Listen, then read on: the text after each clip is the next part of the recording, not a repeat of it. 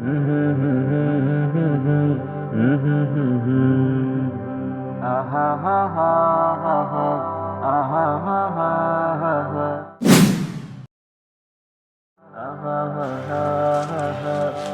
সাইবুল, তাড়াতাড়ি আয়।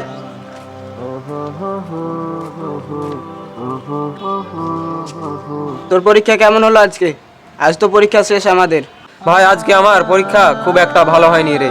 পরীক্ষায় পাস না করতে পারলে তুই তো জানিস আমার আব্বা কেমন মানুষ, আমাকে মেরেই ফেলবে। আরে ভাই, কি বলিস? আজকে তো সব প্রশ্ন কমন ছিল। আমি তো 100 পাবো। আরে ভাই, চিন্তা করিস না, আল্লাহ ভরসা, কিছুই হবে না। চল বাসায় চল। উফ, 1 মাসের লং জার্নি শেষ হলো আমাদের।